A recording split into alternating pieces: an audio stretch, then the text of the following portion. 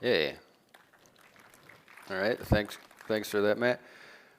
So I'm Alex Finnarn, and I'm here today to try to convince you, against popular opinion, to ditch your heavy JavaScript framework and kiss your front end again, keeping it simple with HTML over the wire and hypermedia. So that's my Twitter handle there. That's a good way to get a hold of me. And if anyone wants to take pictures and put it up on Twitter, whether you have good comments or bad, I'd appreciate that because I don't get enough pictures of me speaking, and this is a cool movie theater environment here. I like to call myself a whatever-end pragmatist, so I've worked front-end, back-end, DevOps, and I just think calling it whatever-end is more fun than saying you're a full-stack developer. And I'm very pragmatic, so that's the nature of this talk, to make judicious and practical choices for your front ends. And I currently work at Civic Actions. We do work with a lot of federal agencies, trying to make your digital experiences with the government as good as they possibly can be.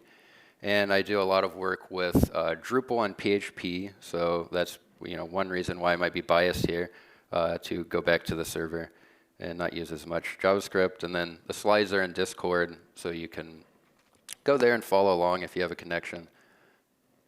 And so now I'll just break down the talk into different sections.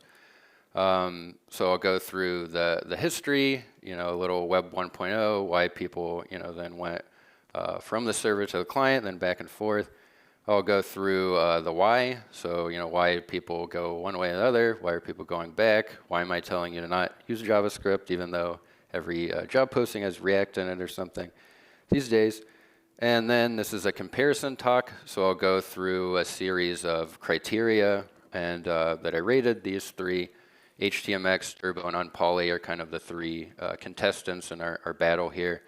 And then at the end I will do a roundup. And I'm not suggesting to do this for every application.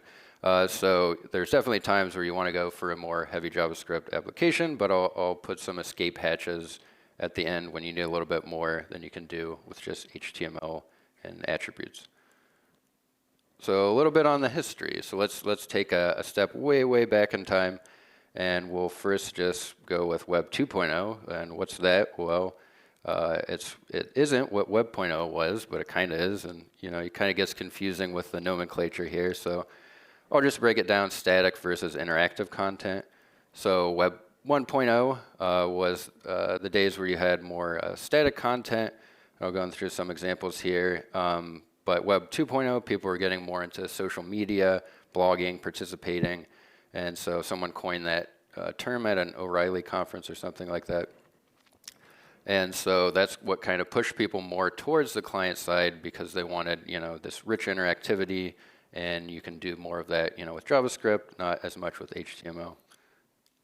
So this is one of my favorite examples of Web 1.0. It's the Space Jam website. Came out in about 1996, so it's still up on the web if you want to go to Space Jam. They came out with another movie, so that website sadly has a bunch of JavaScript in it, I'm sure. But you can go look at this, and I originally thought this was an image map, but is a good old table, the way we used to lay stuff out on the internet. And here's a beautiful example of some of that HTML. So it's a table row in the middle, using different attributes I haven't seen in a while: alignment, v-align, healthy use of the break element, of course, call spans. That was a way to do it back in the day. Simple. And here we have, I'll just do a warning, there's going to be some flashing stuff coming up, so if you're sensitive to that, you might want to turn your eyes away. Props if you know what movie that comes from. But it's kind of interesting. I have to put a disclaimer to show you the early days of the web. But people had a lot of stuff like this. This website is just telling you how to spin anything you might want to there. I don't like this choice, but it's very indicative of the early web design.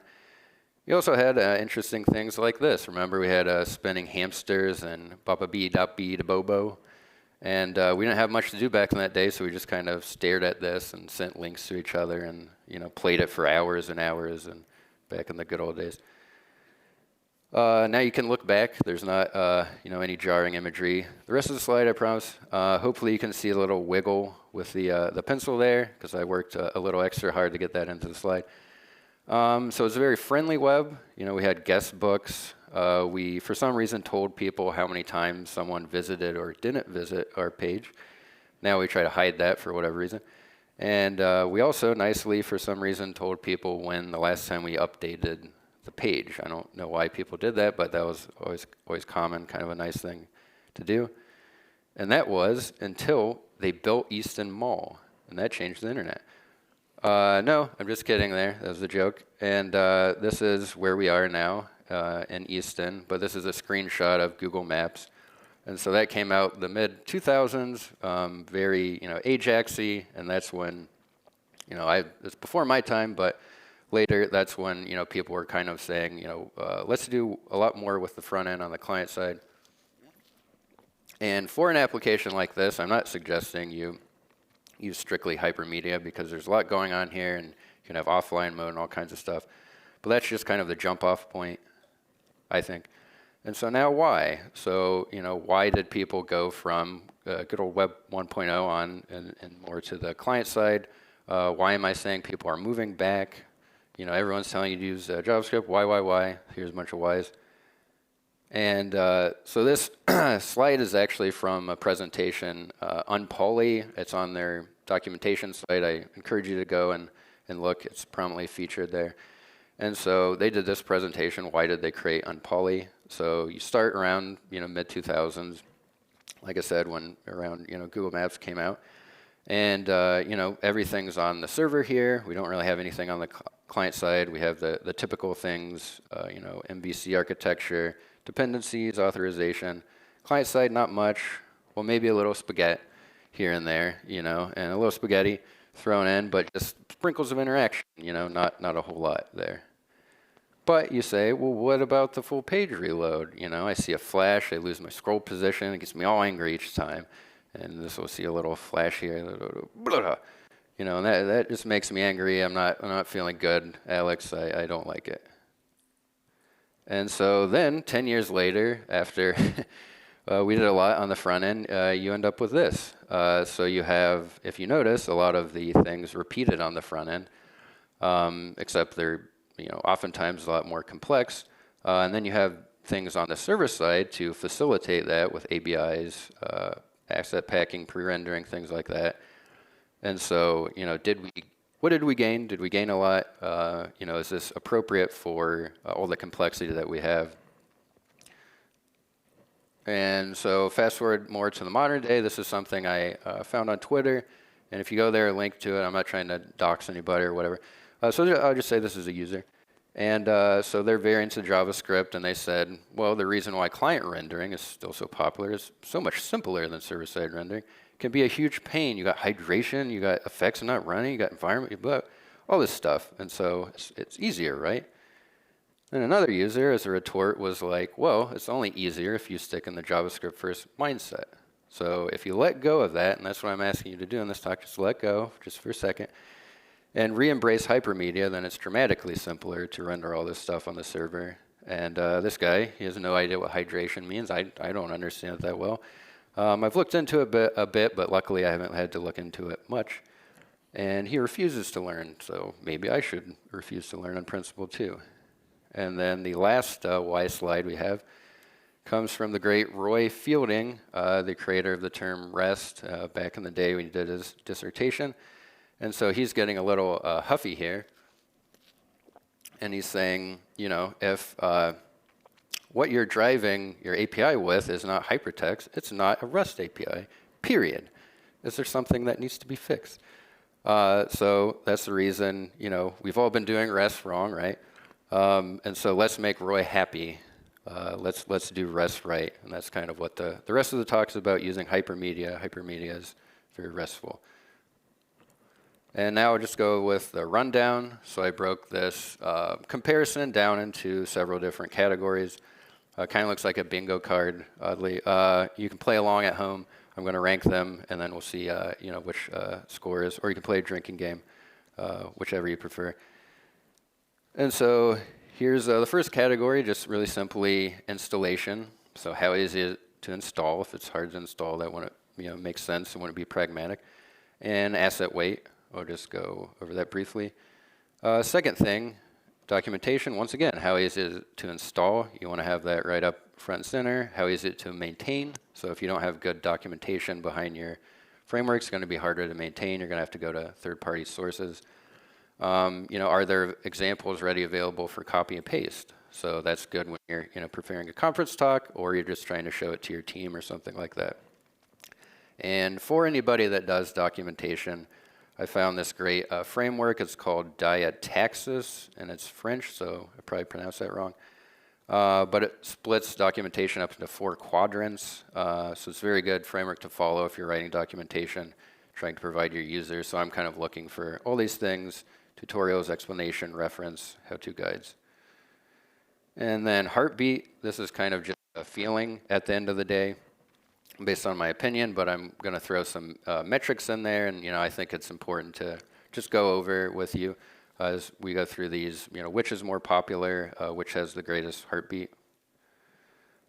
Boost, and here's the cure for the full page reload. So I'm just going to call it boosting here, and that will allow for navigation without a full refresh and deal with the URL history, API. So that's updated nicely. It'll allow you to have a cache of previously visited page, and we're talking about forms and links here. And then extending on that, instant form validation. So, a lot of single page application frameworks allow you to do instant validation client size. It's really snappy. And so I thought it'd be nice to look into these to let the user know if something's wrong before they submit it, and it's interesting examples to see how these frameworks deal with that. They're built-in. Yeah, it shows forethought if they include this in their documentation, which I will get into where some don't, and it kind of made me mad. Fragments, so this is breaking down a page into pieces. So let's say you don't want to replace the whole body, you just want to replace a little frame here, maybe edit something inline. And so it's targeted by HTML attributes, and you got to have a different way to swap elements. You want to have different triggers, so you don't have to have clicks or changing input. Maybe you're hovering around or something, and it's nice to have those triggers built into the framework versus having to reach back into JavaScript to do that. And it's also a good way to lazy load parts of an app or a page. So let's say you have a skeleton, and you have user, so it's like hello Alex or something, and you have everything else as cache. You can load that in very easily. Animations, this is another pain point, Web 1.0. So the flash of unstructured content is a pain and real.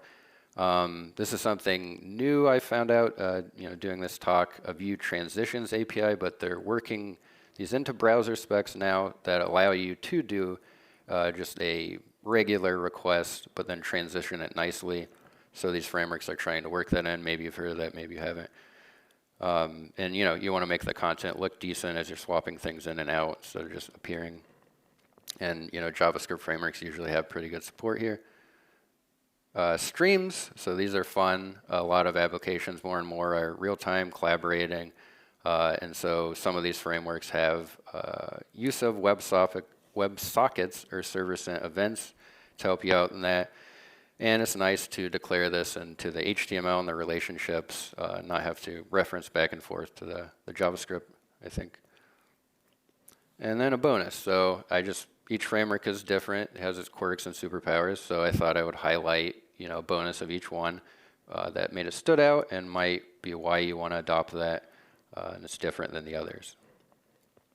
And then finally, don't at me. I'm not going to go over everything here. We don't have that much time. And so accessibility is important. It's in the docs, but I'm not going to talk about that. You have things coming in and you're going to have to be concerned about accessibility, just like you would with JavaScript applications. I'm not going to do too many of the complex examples because I'm doing comparison here. And then unfortunately, I can't use this at my day job right now, but maybe you could. I'm trying to convince people to use this. That's why I'm up here trying to evangelize this approach. And our first contestant here is HTMX. It's interesting, on their homepage, they actually have a haiku to describe their framework. And so on Twitter, I saw someone say, if they were choosing front-end, libraries frameworks by haikus, they would go with HTMX, because what other library includes one? So it is JavaScript fatigue, longing for a hypertext already in hand. So pretty cool. I get kind of like a Yoda Jedi vibe out of that. But I think that kind of goes along with HTMX and how it's all structured. And then that's just a sentence that gives you, a brief overview, not in haiku form. So we're mainly talking about Ajax, adding some nice CSS transitions, using some streams, and doing this all directly in HTML using attributes. So you can really show the power of hypertext.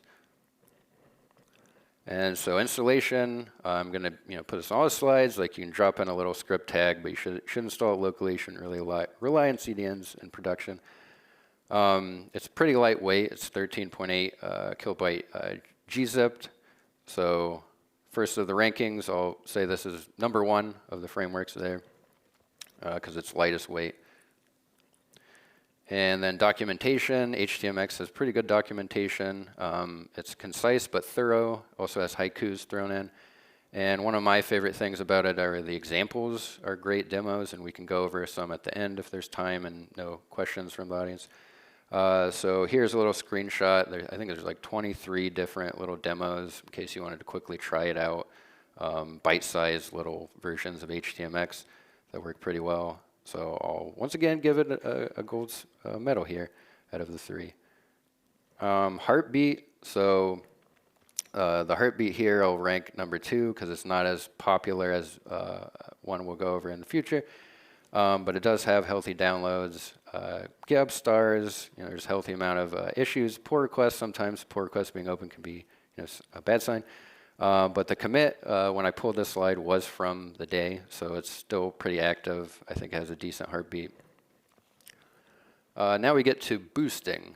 So boosting, you can do that in HTMX with an attribute called hx boost. And so down here you see in the HTML we have it on the body tag, set it to true, and it will be inherited by all the elements beneath it. And so you can, if you want to, turn it off by using hx boost false. So this link to about will reload the whole page, where this link to contact will not. And external links, of course, those will just reload the whole page because it's going to a different domain. And it will update the URL history nicely for you. So if someone hits back, forward, they don't get kind of lost. Or you can save the URL and paste it in an email or something. That's built in. And standard methods for links is get, and for forms is post. And I won't go into HTTP headers a lot, but I think it's interesting that all these frameworks have a healthy use of them. So they'll send them, on the request in, and then in the back, when you get it, you can trigger things via HTTP headers, which I thought was interesting. But I won't go into too much in this talk. However, for HTMX and boosting, I just thought I'd point out that it does send a header in the request. You can use however you want. And I'll rank it second here because it has good support, but not as good as a framework coming up. And then forms, this is included with boosting. So just wanted to have a separate slide. So it's get a little more complex, but not really. And so here we just have a body with boost on, and here we have a simple form. I'm excluding the action attribute here because the way we're submitting this form is with this button down here. And HTMX coolly, I think, has these attributes, so you can do hx and then any HTTP verb. So you can post, you can hx delete, patch, put, and I just think it's neat that via this HTML you can use HTTP to your heart's extent on any element you should want. And so this will post to contact us, and if it's not a GET request, HTMX will include all of the surrounding inputs, so you get all of that in there. And for a contrived example, you wouldn't really want to do this, but you can use other attributes to include data that's maybe not in a form or where you want. So this hx include here on the form, it's just going to find the CSS selector, and then since it's an input, it's just going to add that value to the form submission. So that's nice, and there's another one called HX parameters you can also use to pass data to the server. And here we go, instant form validations. So I wanted to see how this would work. So this is an example we have here with a sign-up form, and it's going to post to sign up when we submit it. But let's say before we get there, we want to really check to make sure the email is unique and give the user input, right when they fill that out, and then leave the input. And so HTMX defaults to changed for inputs to send the trigger. So here it will post when someone puts in an email and then goes away. There's another useful feature called an indicator, HX-indicator. And so this will look for a CSS selector with that. And when the request is going, you'll get this nice visual identification that something is happening, which is important to show to the user, so they don't wonder what's going on if it's a slow request.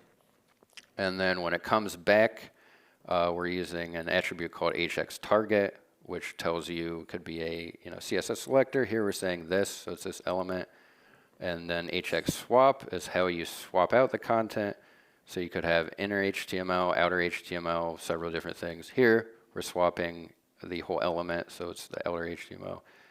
And so this will post to the server, and then imagine this is the response that comes back. So it's very similar to what you have, but it's adding the error class, and you get the value back, and then you get the error. So that'll be instant. When someone goes post, they'll get the error back.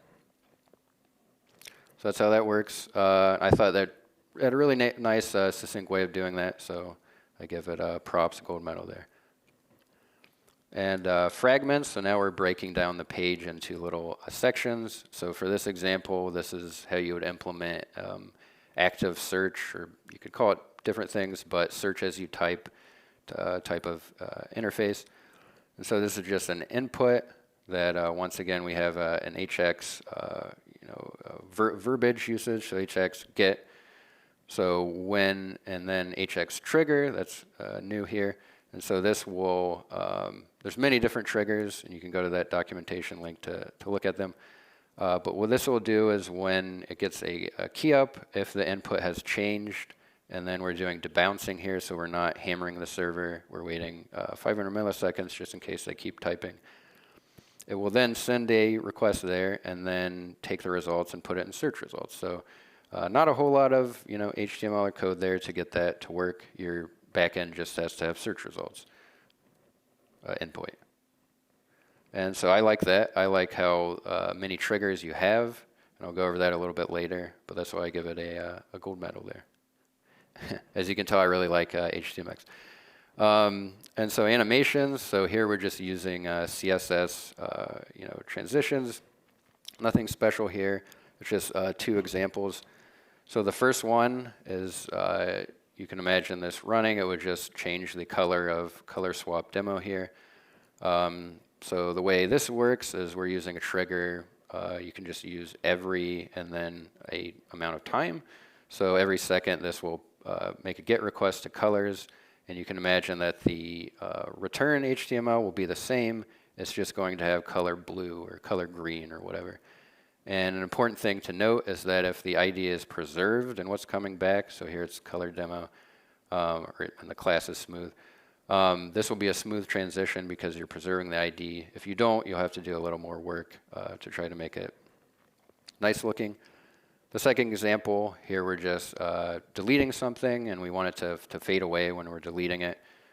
We also have a nice thing, HTMX HX confirm, and that'll just pop up a little dialog, making sure people want to delete something in a very simple way. And then for the swap, we're swapping the whole element, but the swapping would happen way too fast for this animation to finish. So we're waiting a second, and HTMX gives you nice classes to put on the elements as it's swapping. There's also a settling phase, so you can get into animating things and stuff with that nice help. So I think it's good, but it's not as good as framework I'll go into in a little bit. So I give it a bronze or silver. And then streams. So this is something that's currently they're pulling out, make it easier to maintain the main package. HTMX is like 1.9 now, but in 2.0 they will remove this, and you'll have to have another dependency or two if you want to use this stuff. But right now you can use HXWS for WebSockets or HXSSE for server sent events. And this first example is just connecting to a WebSocket server at chat room at the same domain. And then down here we have it saying when this is submitted, send it to the chat room channel. And we just have one input in here with chat message. So what happens on the back end, and you have to implement this yourself obviously, but the WebSocket server will send back, and here we're using HTML, which is refreshing, not some kind of data that we then have to swap in on the front end. And so this is just, this swap is a little more complex. It's called an out-of-band swap, which I won't go too much detail, but just know that it will put it right after the last thing in this element. And so it's just grabbing the chat message that's passed back. If I were extending this, I would probably put like, a username variable or something and more HTML that, wouldn't fit on a slide, but would make it look a lot more like a chat room. And when it sends back, it's just going to go, comma, message 3, message 4, whatever. So that's how you would do streams. You can also dirty pull if you don't have the option of a WebSocket or server sent events. And that down here at the bottom is just triggering, once again, the every keyword in 2 seconds. And so this will just look for news and then put it in there, if whatever comes back. So I'll give this a silver because it's good, but I think there are other frameworks that do better. And then for the bonus, I actually added more bonuses because I like HTMX. And so I'll say the bonuses for this are triggers plus essays. So triggers I was talking about are just provide you nice ways to make the AJAX request and target things. So we went over some of them. Here's more. So you can do mouse enter, and you can have modifiers too. So this will only fire once when we go in, and that will make the request. But if I go back in, it won't keep doing it. Another interesting trigger is filtering. So you can have clicked, but if you want to add keyboard shortcuts to your application, this is a really simple way to do it. So this will look for a control and shift key when it's clicked, or you can just listen for people doing stuff on the keyboard. And you could have this maybe like an empty link or something, depending on how you wanted to set up keyboard shortcuts in your application. And here's just the example of dirty pulling again. And then lastly, this is for when something comes in the viewport, you use HX trigger revealed, and that'll show up. So that's a nice way of doing lazy loading. And then the other bonus is essays. So the creator writes a lot about just why he's doing what he's doing, different things. One is locality of behavior. So that's an interesting concept, trying to keep the code, what it does all together rather than splitting things out into many different files. And I agree with that. We want to review transitions a little bit. He has a lot to say about single-page applications, as you would imagine, and as well as REST, and who's doing REST right and who's not doing right. So I give it gold medal because I just think it provides a lot of thought leadership, really, in this kind of method of using hypermedia and extending HTML. And then they also have memes. So he's got a lot of good memes. I admittedly am not as up to date with my superhero knowledge. I know we're watching a superhero movie later. But I at least know enough that this JavaScript guy I think is the bad guy, and these people are supposed to be the good guys. There's me in PHP. But he has a lot of little memes about HTMX and HTML and REST and JavaScript, and so I kind of find this funny. And then I'm going to leave each of the contestants with a feel-good slide, depending on how they've been rated, although I've rated HTMX really well. So this feel-good slide, it comes from a presentation from the Python world where they had the front end in React, and they decided why not try to refactor it to HTMX. It was a small team, so they were more kind of on the Python side. You can read through the stats. Two of the ones I liked is that they reduced the JS dependencies by 96%, It's quite a reduction there. And then the application was loaded mainly from an email, and so it was really important. The first load timed interactive. Sometimes JavaScript apps, you're downloading it and then you're doing a lot of stuff, but they really wanted it snappy, so they made quite a good improvement there. There's a lot more to that presentation if you want to look at it. Now we go to the second contestant, Turbo. So that's the most popular one. Maybe you've heard of it. It comes from the Rails world. And so it's kind of a pithy statement here, but Rails does pretty decent marketing, I think. So their tagline is the speed of a single page web application without having to write any JavaScript. Now that is kind of a lie because you end up using Stimulus or other JavaScript tools I'll go into, but that's the goal here that we're trying to do. So installation, once again, you can use a CDN, but you should install it locally. It's a bit heavier than HTMX. So that's why I give it a silver medal. So you can see probably what comes in third if you're following along. Documentation, so I think the documentation is decent, but it lacks a lot of examples actually, and so you're probably going to be going to third-party resources. Like this is one called Hot Rails. On large frameworks, a lot of times you end up going to third-party resources for training and whatnot, but that's kind of what I found myself doing. So I rank it as what's going on there? Did that happen to anybody else? Now I feel really naked. Oh man. I don't think that's anything I did it?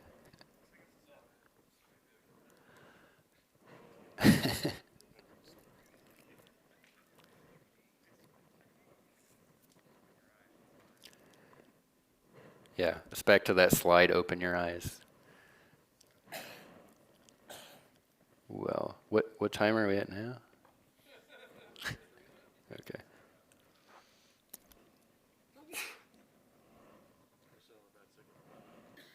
Yeah. Well, I'll just keep going in the dark here. Heartbeat Turbo's the most popular one, so I rank that a silver. Hopefully the slide come back. The last commit was a little bit farther away, so I think the development's kind of herky-jerky and might start and stop versus the other two are kind of more actively being developed. Well, I don't know. Boosting, you can't see the slide, so I will just say that boosting for Turbo is, I think, the best of the three. They end up going into a lot more on how you would want to, reload the page there, and they even have things if you have an application bundle with a hash. There's a little neat little HTML attribute you can use to make sure that that's reloaded in case the next page has something there that you want to reload the JavaScript for. Because the way Turbo works is it'll replace the body, but it'll merge in the head tags and the scripts, so it won't run them again. So that was a nice feature. Yeah, there's other stuff on the slide, but it's pretty much like HTMX, so it's pretty similar there. And you can add any HTTP method as well, and you can add little confirm things if you're deleting something. And then forms. So forms are pretty similar to HTMX, pretty simple. But they do tell you to go through or don't send a 200 response back. You want to send a 303 on success and then a 422 on processable entity on failure. And I'd never heard of a 422 actually before doing research for this talk. But if you send back a 200, it'll get cut. If you notice do you want to submit the form again? You're probably all familiar with that when you try to submit something or went back. So that screws up Turbo. It might screw up the other frameworks, but they didn't really mention that. So that's a little caveat there. Okay. Instant form validation. This is an image of a fail whale, so I don't really have to see that slide in the audience. But I just had trouble with instant form validations. It kind of made me, there wasn't a ready example for that. If you use Rails, there's stuff for you to look at there, but they didn't really have anything there, so it gets last. And then fragments. So I got a good slide with code here if you could see it. But this is where we're trying to compartmentalize things, just what I was showing with HTMX. And you can use, it's an actual web component called TurboFrame. And any link you include in there will then go to the server and will then replace the frame with that ID when it comes back, so you're not replacing the whole page. But you can also break out of it with a attribute called data TurboFrame. So if you want to target some other frame that you're not currently in, that's a way to break out of it. And then you can lazy load things with an attribute called source. So you can have like a skeleton on the page and then src, whatever else, and that'll load. And you can use an attribute called loading, which then you can have lazy so that when it goes into the viewport, it loads instead of just on the page load. Hey Alex, Yeah. if you have slides online, you can post the link to it. Yeah. So I did that at the. It's in the Discord if you want to go there, but this is not coming back. Have we given up on this? Yeah. This is this was my nightmare last night. I had the lights on. I couldn't see anybody, and is everybody else's out too? You're just being. Yeah, you guys just love JavaScript. That's what it is. So you're just making me fail here. Yeah, so it's good fragment support there. We'll keep going on. Animations, this is another fail whale with Turbo, so you don't really need to look at this slide, but the examples had people using JavaScript, so that's kind of a no-no in this talk. So it's you can still do it, but you're going to have to reach into JavaScript and probably use stimulus. So I give that a bronze. And then streams, Turbo gets a gold medal there. They thought it out pretty well. There's 7 different actions that you can have: append, prepend, replace, update, remove, before and after. And you have to include things in a template tag. And they really were big on how you could reuse your templates with streaming. And I show that on the slide there if you want to go look at it later. And it does have a special content type for Turbo Streams, which is kind of interesting. But if you want to do content type negotiation on the server side, you can go do that listening for that content type. And it does have native support. So that's if you're looking for, that write once, run everywhere, which tends to not work that well, but sometimes it can, especially for, less interactive web applications. But Turbo has Turbo Native, and Hotwire is what Turbo is part of, along with a JavaScript framework called Stimulus. The third piece is called Strata, but they keep delaying that. It's supposed to come out in 2022. That's 2023. It might be 2024. But it's coming out at some point, and it's going to have more features than Turbo Native has now. So I gave it a silver medal there. And then this is just a feel-good slide. It's somebody on Twitter really pumped about Hotwire. But it's kind of funny because you got to go to Twitter to get some of these examples and documentation. But people are pretty pumped about it. So I think it's, and the trend on NPM is going up nicely. And then the last one, Unpoly. And this slide is basically just, now I'm just going to act out the slides here. So it's 2 axes, complexity and UI fidelity. And so they're saying, the single page application is all the way up here. You get a lot of fidelity, but it's also complex. And then server side, you have less complexity, less fidelity. So they want to be somewhere in the middle. And they say the single page applications are good fit for certain classes of UI, which I agree, but it's the exception, not the default. And that's what it's been for me. Don't know about for you, but my times when to use single page applications are a lot smaller than when not to use them. And installation, it's about 50 kilobytes zipped up and does have a CSS asset, so that's why I put it last, because it's the heaviest, but the CSS helps with the animation. The documentation was all right. I used some of the slides in the presentation, so I think they explain well why they are doing what they're doing and have demos and tutorials. but I did run into a bug that unfortunately made me do a full page refresh because there was some, it just wasn't updating, and that's, like the whole point of the framework. So I should probably try to help fix that or something. But I say it's still better in Turbo documentation, so I gave it a silver. And then Heartbeat is kind of the faintest heartbeat, not a lot of downloads. Is very active last commit very recently, but I gave that a bronze because it's just the faintest heartbeat. Boosting, use attribute called upfollow, and that will add it to the URL history as well. And then, how we had the data turbo or HX boost, and that nicely inherited. So unpoly doesn't do that, so you end up, if you see the slide here, it would have upfollow on all the links, which is kind of tedious.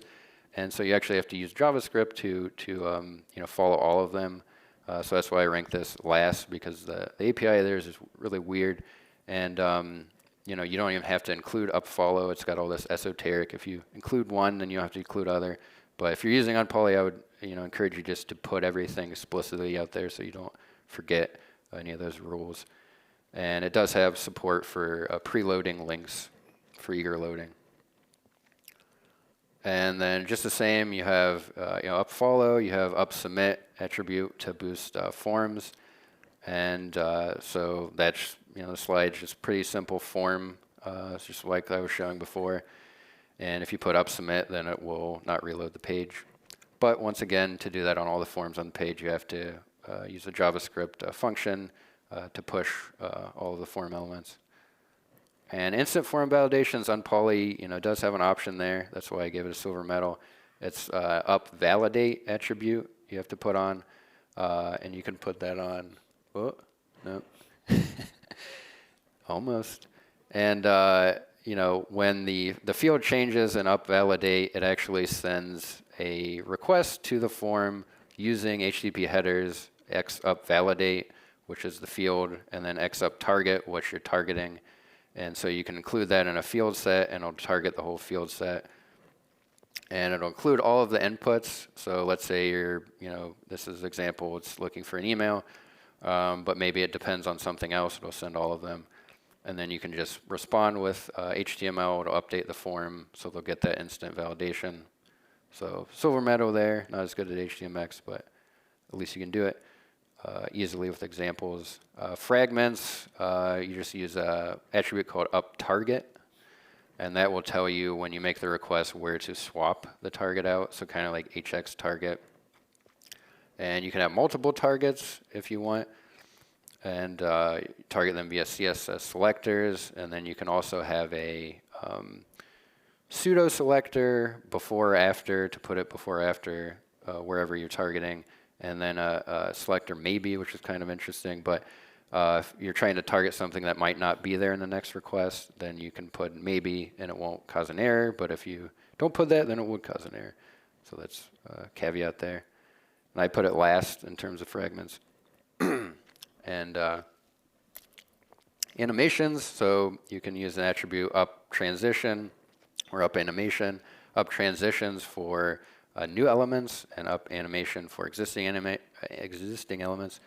But this is nice because it's built into the framework, so we don't have to use CSS. It comes with that. It's like some of the, like I remember Vue has nice CSS transitions you can use. So similar concept here, and it's bundled with that. So I gave it a gold medal. And unpoly gets a 1 gold medal, which is nice. Streams, it was last because it doesn't have support for WebSockets or server sent events. You can do dirty polling with an attribute called uppoll, and that'll just, you have a up interval attribute that tells you the time, and then up source is where you're pointing the poll at. Nope. And up hungry is an interesting one that you don't have to put it in the target. You just have to, if you put on any element, and on the slide here it's a cart items, so something that you might want any request to change, it'll just look for that in response and automatically swap it. So that's up hungry. And the bonus is, I don't know if the maintainer was having a problem with modals or something, but he made a whole thing with layers and was like really into it. So that's the bonus I'll put. And so the fragments you can open in modal dialogues, pop-ups, overlays, slide drawers, whatever. And he says you can infinitely stack them. I don't know why you would want to infinitely stack layers. Please don't do that to your users. But sometimes it's nice to have a few opening. And they're isolated. So if you were targeting one layer and you were worried about, okay, unpoly might target things in other layers, you can use layers to fully isolate, and unpoly won't mess up between the layers if you have similarly named things or something like that. But I say it's last. And then this would be a good visual slide, but it's basically, you can think of Gmail. You have your base, and then you open up a message that has a little pop-up, and then maybe you have, I'm searching for a contact, and that's another pop-up. And so that's what the example of layers is. And then the feel-good slide, so Unpoly just released 3.0 a few weeks ago, I think. So it's still very active and still trying to, I feel like it incorporates more ideas than the other frameworks. It's also heavier, but interesting just to look at and get ideas from. And then the roundup, if you couldn't tell, HTMX won, according to me, and then Turbo was second, and Unpoly was third. And interestingly, they came out 5 points between all of them. So it's like an even distribution. So I don't really think it's that close, in my opinion. You might have a different one, but I would certainly try to test out HTMX. And there's times where you don't want to use this stuff. If you have offline apps, if you have complex forms, animations, things like that, you might not want to use something like what I'm talking about. But there are escape hatches. So there's a library called UpUp if you want offline support. And it's just a simple library you include on the page, and then you just do up-up.start method, and you provide it with a URL that you can contextualize if you want, because the user would be logged in or whatever, and it'll just do that in the background. And you can also download assets, and so if you're not connected, to show that to the user. So lightweight way to add offline support to your application. And then there's a Hyperscript, that is the creator of HTMX, created that, and it's a like DSL, domain-specific language. It's very readable. Has things like, there's a div here on my slide. It says, here's a temporary message, and the Hyperscript is an underscore equals, and then it just says onload, wait 5 seconds, then transition, opacity to 0, then remove me. So it's very, very friendly. You might seem kind of weird, but as far as I've seen it used, it's pretty well thought out. That was kind of my worry, like, is this going to get kind of weird? But I wouldn't use it for complex stuff, but it's nice to have when you need to reach for it. And then Stimulus, I mentioned Hotwire, so that's Turbo plus Stimulus, and so you see a lot of that used in Rails. I've used it outside of Rails. That's a nice little framework that you can declare the controller via data controller attribute, and then it'll look for a file with that name in it. So the example I have in my slide is data controller hello, and so it looks for a hello controller JavaScript file. And then when it comes on the screen, it'll load everything and do automatic lifecycle management, so you don't have to worry about that part. And you can have variables, and then you click stuff and calls a function, and would explain if the slide's up there. But if you look at the slide, you can probably know what's going on here. It's just taking a variable in one field and putting it in another field when you click something. Very simple. And then, if that's not good enough, then you can abort. You can go back to Angular, Vue, React, newcomers like Checksmix or MemeQL, or thousands of other friends on NPM. There's a lot of things to entertain yourself with. New things coming out all the time. And then the wrap-up, the last slide I have, if you could see it. So I think you probably don't need to use as much JavaScript in your applications as you currently are. I mean, I've just worked on apps that are just like, it's like a blog site or like something glorified CRUD application, and it just seems like there's a lot of complexity for not a lot of interactivity. So I think there's a scale. The more interactivity you have, I've just seen it used for whatever reason. Everything is just more and more JavaScript. Hypermedia systems are your friend, so I hope you leave the talk today and look this stuff up and try to re-embrace hypermedia and send it back and forth. The server just the way it was intended. Keep Roy Fielding happy. HTMX is my, oh, there we go. Finally. Now that I got through all this stuff in the dark. Well, I got a good zinger coming up here maybe. So HTMX is my fave. Turbo is great with Rails. So if I was using Rails, I would use Turbo. And then unpoly is interesting, so it's nice to look at to get ideas from, but it's kind of weird for me. I don't know if I'd use it. And then lastly, oh now that goes out. So I'll just shout, stop calling any API that doesn't return hypermedia RESTful. Mic drop. And then any questions? My apologies, first of all, quick announcement. So, good news, bad news. Bad news, obviously, is what we just saw. Power. Good news is the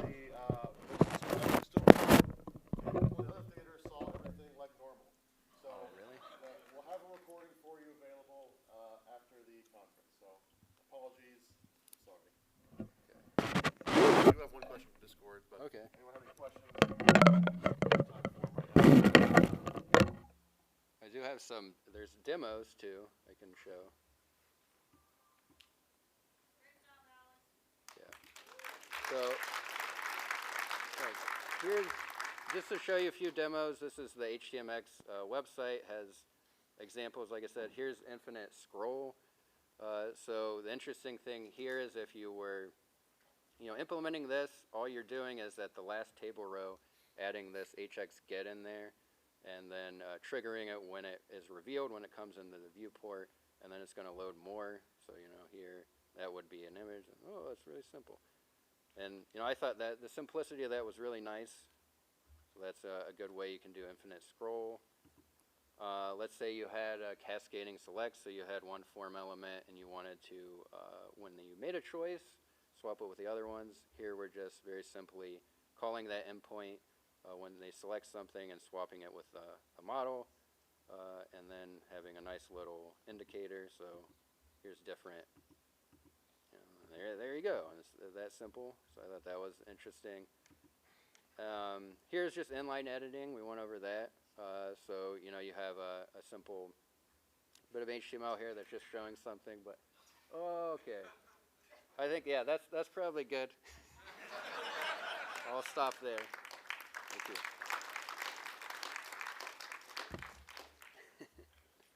Well, never had that happen before. But now I'll have a story.